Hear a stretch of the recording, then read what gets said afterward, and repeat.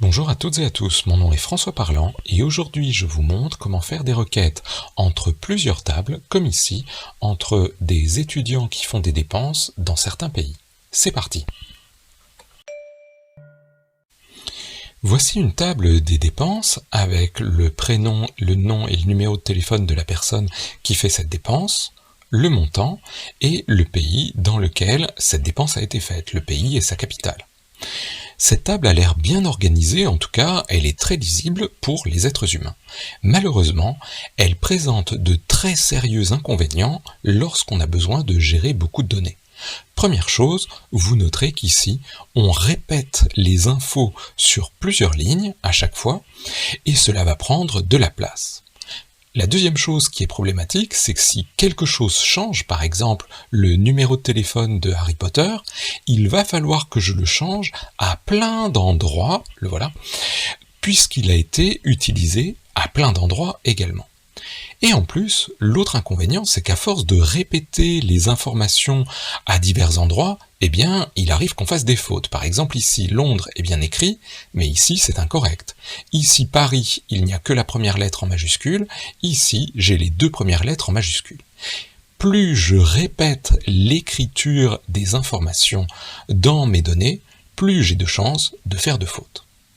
On a donc décidé d'abandonner cette organisation qui sera très bien en sortie pour présenter les choses, mais qui ne convient pas pour stocker les données. On va donc faire quelque chose d'un petit peu différent. On va mettre toutes les infos qui concernent une même chose, par exemple ici, un étudiant au même endroit. Lorsque je vais dans ma table étudiant, j'aurai donc le numéro d'un étudiant, son nom, son prénom et éventuellement son numéro de téléphone. Et si j'ai besoin de changer ou d'écrire un numéro de téléphone, je ne l'écris qu'une seule fois dans toute ma base. Et on va pouvoir mettre ailleurs les infos qui concernent d'autres choses. Par exemple ici les pays. Je pourrais avoir le nom en français d'un pays, son nom en anglais et pourquoi pas sa capitale en français, etc. À chaque fois, j'ai donc un numéro de pays qui correspond à toutes les informations de ce pays. Avec cette organisation, j'arrive à une table des dépenses qui contient beaucoup moins d'informations. J'ai le numéro de la dépense, j'ai juste le numéro de l'étudiant, pas besoin de répéter le reste des infos, j'ai le numéro du pays, pas besoin de répéter les autres informations, et bien sûr, j'ai le montant. Vous aurez compris que cette présentation est beaucoup plus efficace puisqu'elle évite les redondances et elle évite les erreurs. Par contre, elle n'est pas du tout lisible et vous comprenez bien qu'avec quelque chose comme ça, je n'ai absolument aucune idée de qui a fait la dépense ni dans quel pays. Il faut donc maintenant que l'on trouve un outil qui nous permette d'arriver à ce que je vous avais dit comme étant une version mal organisée, parce que malgré tout, quand je vais vouloir analyser mes dépenses, moi j'aimerais bien avoir quelque chose qui ressemble à ça, alors que dans mon organisation, j'ai un truc comme ça. Eh bien devinez quoi ? C'est à cela que servent les requêtes multitables. Elles nous permettent, à partir d'ici, d'aller chercher les infos d'un étudiant, d'aller chercher les infos d'un pays, pour obtenir ce que l'on avait tout à l'heure mal organisé, mais nous, c'est bien ce résultat-là qu'on va vouloir avoir. Je vous montre donc comment faire des requêtes multitables. Pour bien comprendre cela, essayons avec quelque chose de très très simple de faire un premier select multitable. Regardez ici, j'ai une table qui s'appelle lettres et dans laquelle il y a deux lettres, la lettre A et la lettre B. J'ai une table dans laquelle il y a des nombres et j'ai mis le 1, le 2 et le 3. Je vous propose de faire une première requête qui va prendre les deux tables. Select, je prends tout, from lettres, et nombre. Regardez ce qui se passe. Lorsque je clique et que je lance ma requête, le select fait quelque chose d'un petit peu étrange qu'il va falloir que l'on garde en mémoire pour tout le reste de notre séance. Au lieu de prendre les éléments d'une table et les éléments de l'autre, ce que le SQL fait, c'est la multiplication des deux, c'est-à-dire il me prend le A et il me met le chiffre 1, le A à nouveau avec le chiffre 2, le A avec le chiffre 3, et il recommence avec le B. B et 1, B et 2, B et 3. C'est-à-dire qu'on a toutes les combinaisons possibles qui sont proposées. En effet, ce que le SQL se dit, c'est « je ne comprends pas quelle est la relation entre ces deux tables, je vais donc te mettre toutes les possibilités de combinaison entre les deux ». Vous comprendrez donc que la plupart du temps, il va falloir que l'on fasse des selects entre des tables qui ont quelque chose de commun, sans quoi on va se retrouver avec des multiplications de tous nos étudiants par toutes les dépenses par tous les pays. Si je reviens à ma table des dépenses, celle qui est bien organisée, je peux tenter de faire une requête par exemple pour avoir toutes les infos de l'étudiant et les différents montants. Cette requête pourrait être quelque chose comme, alors non pas select to mes nombres, mais quelque chose comme select to from dépenses et étudiants. Nous allons voir ce que cela va donner. Je clique pour lancer ma requête et comme on vient de le voir, j'ai la multiplication de tous les étudiants par toutes les dépenses, cela ne m'aide pas du tout. Je dois aligner les infos, c'est-à-dire indiquer au SQL quelle est la relation entre mes deux tables. Ici, dans ma table des dépenses, j'ai une colonne qui contient le numéro de l'étudiant. Et dans ma table des étudiants, j'ai une colonne qui contient aussi le nom des étudiants. C'est ma colonne ID. Il faut donc que dans ma requête, j'explique au SQL que la colonne étudiant de la table des dépenses contient la même chose que la colonne ID de la table des étudiants. Comment faire? Je vous montre tout de suite. Dans ma requête, je vais mettre un where, et si vous avez envie pour y voir un peu plus clair, je vais le mettre sur la ligne d'en dessous. Where, dans la table des dépenses, la colonne étudiant est égale à ce qu'il y a dans la table des étudiants, dans la colonne ID. Maintenant, lorsque je lance ma requête, j'ai bien les éléments concernant mon étudiant qui apparaissent et les éléments concernant sa dépense. Les lignes ne sont pas multipliées, j'ai bien une concordance qui a été faite entre mes deux tables. Attention, maintenant, si j'ajoute une nouvelle table, par exemple la table des pays, et que je lance ma requête, que va-t-il se passer? Je clique, et bien sûr, vous l'avez compris, les dépenses que j'avais auparavant ont été multipliées, répétées, autant de fois qu'il y a deux pays différents dans ma table des pays. Cela devient donc impossible à gérer. Je dois donc expliquer au SQL qu'il y a une concordance à faire entre la table des dépenses, dans laquelle j'ai une colonne pays avec le numéro du pays, et la table des pays, dans lequel ce numéro du pays est placé dans la colonne ID. Je vais donc pouvoir aller dans mon SQL, je vais ajouter une condition avec tout simplement un end, puisque j'ai déjà le where qui démarre la liste des conditions, et ici, je vais expliquer que dans la table des dépenses, il faut que la colonne pays soit égale à ce qu'il y a dans la table des pays dans la colonne des ID. Lorsque je clique, j'ai bien ici mes dépenses qui ne sont indiquées qu'une seule fois, avec les bonnes infos du pays correspondant à l'identifiant du pays. Il y a donc trois parties importantes à faire lorsque vous faites des requêtes multitables. D'abord, vous devez décider de ce que vous cherchez à l'endroit où vous le cherchez, c'est-à-dire la liste des tables. Ensuite, vous avez une partie où on va faire la concordance entre chacune de ces tables. Il faut qu'il y ait au moins une colonne commune entre chacune de ces tables. Ici, vous voyez, j'ai trois tables, j'ai donc deux relations. Et après ça, vous pouvez faire toutes les conditions ou tous les travaux que vous avez envie de faire. Par exemple ici, je pourrais dire « je veux seulement celle dont le montant est supérieur, je ne sais pas, à 50 ». j'ai bien ici la liste qui est réduite puisque j'ai dans la partie des conditions les éléments qui font que je n'ai que ce qui est supérieur à 50. Il existe une deuxième syntaxe pour réussir à rapprocher deux tables. Ici, reprenons notre table des dépenses et essayons de la relier à la table des étudiants avec ce que l'on appelle inner join. Ici, je vais dire que je veux relier la table des dépenses à la table des étudiants, mais sur quelle colonne je veux que dans la table des dépenses, la colonne étudiant soit égale à la table des étudiants avec sa colonne ID. Lorsque je clique pour lancer ma requête, j'ai bien la même chose qu'avec notre where tout à l'heure, simplement nous allons voir que le fait d'utiliser inner join nous permet ensuite de changer un petit peu les jointures pour faire des petites choses, je vous montre ça tout à l'heure. Il est bien sûr possible d'ajouter les éléments d'une troisième table. Par exemple, imaginons que l'on veuille avoir en plus la capitale en français de la table des pays.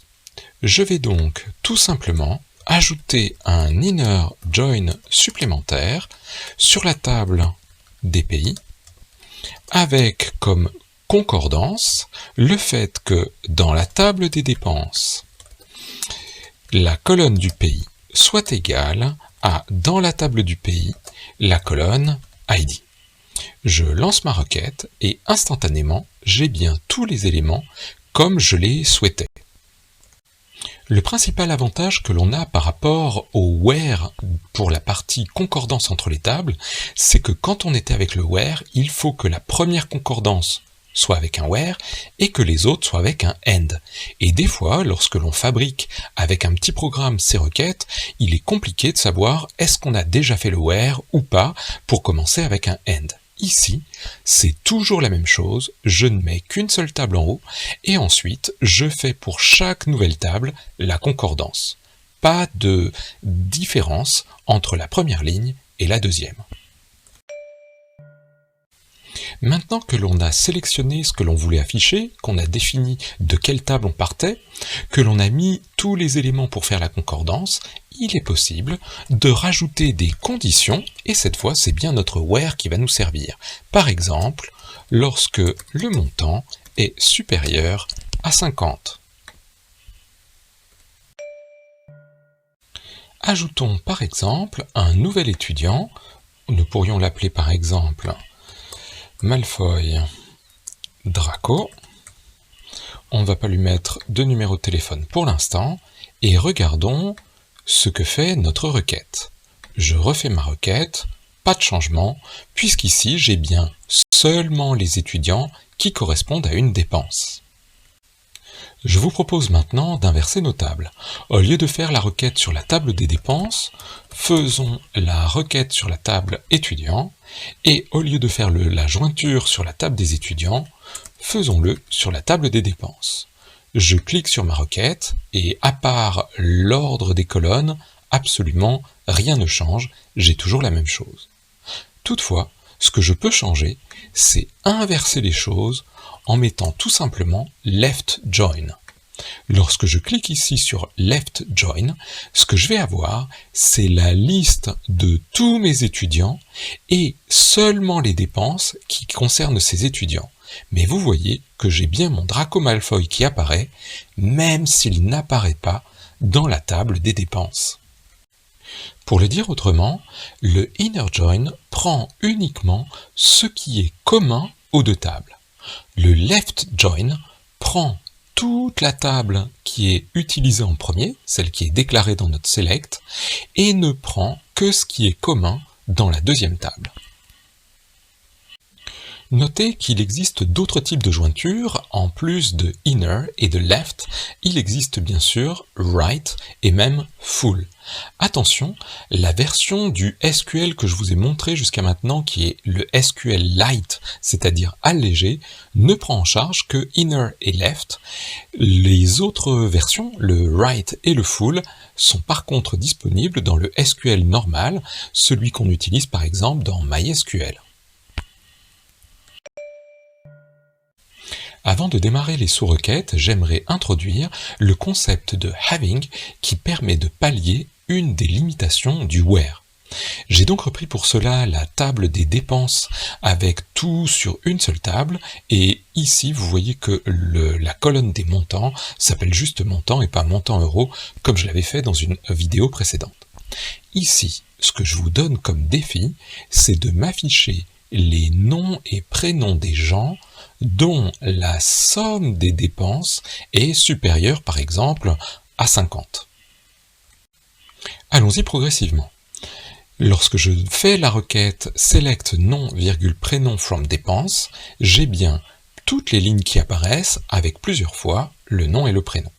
Si j'ai envie de n'avoir ces éléments-là qu'une seule fois, je peux bien sûr faire un group by et je vais choisir de grouper par le nom et le prénom. Je n'ai donc maintenant que les couples nom-prénom qui apparaissent qu'une seule fois. Maintenant, comment faire pour avoir la somme des dépenses de chacun? Une solution simple serait par exemple d'ajouter ici la somme des montants et peut-être de lui donner un petit nom as total. Lorsque je clique ici, j'ai bien donc le total des dépenses de chacune des personnes.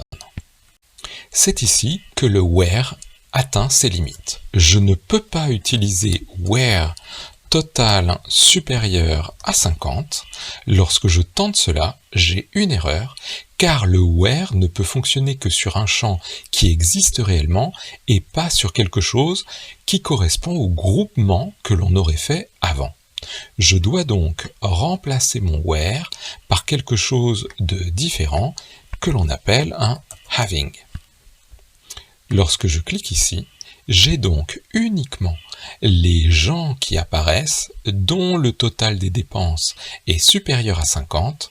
Ron a donc disparu de ma liste.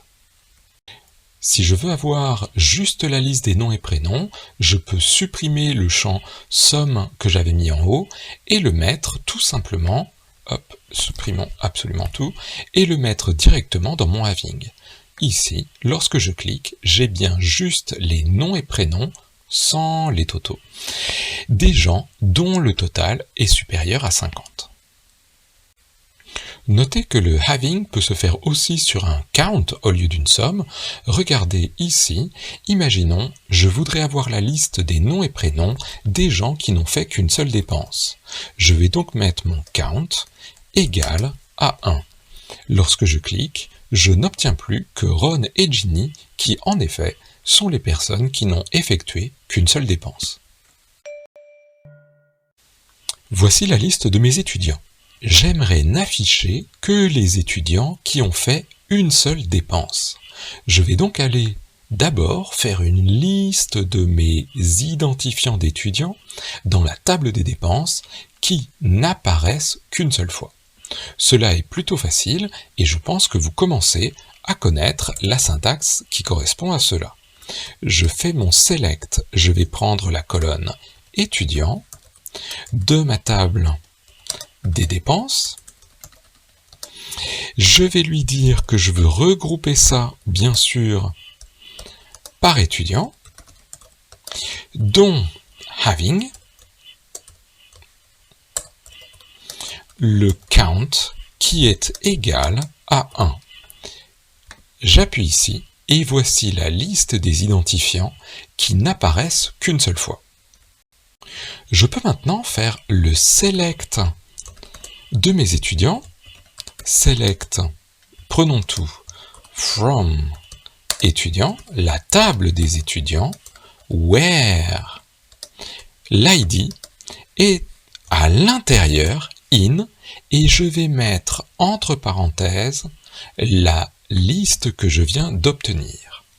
Lorsque je lance ma requête, j'ai donc bien tous les éléments de la table des étudiants, dont l'ID de la table étudiant se trouve dans la sous-liste qui correspond aux étudiants dont les dépenses ne sont faites qu'une seule fois. Il est bien sûr tout à fait possible de faire l'inverse, soit en mettant ici différent de, soit en mettant tout simplement not in, et lorsqu'on lance la requête, on a donc l'inverse, les gens qui n'ont pas fait qu'une seule dépense. Si vous êtes prof ou formateur, n'oubliez pas de descendre un petit peu et de cliquer sur le plus pour voir toutes les ressources qui sont disponibles. J'essaye de mettre à votre disposition le module H5P de cette vidéo avec le quiz intégré. Ainsi, vous pourrez mettre à disposition de vos étudiants le module avec la vidéo, avec les petits quiz où les gens vont pouvoir mettre quelque chose comme where dépenses.étudiant est égal à étudiant.id. Lorsqu'ils valident leur choix, évidemment, ils ont les bons points et peuvent continuer la vidéo. En cas d'erreur, lorsque l'étudiant va cliquer sur « Continuer », il sera en fait ramené au début de la séquence de manière à essayer de revoir la partie du cours qu'il ou elle n'a pas très bien compris. Et bien voilà, j'espère que vous aurez apprécié ce petit tour de découverte des requêtes sur plusieurs tables. Bonne continuation, à bientôt, au revoir.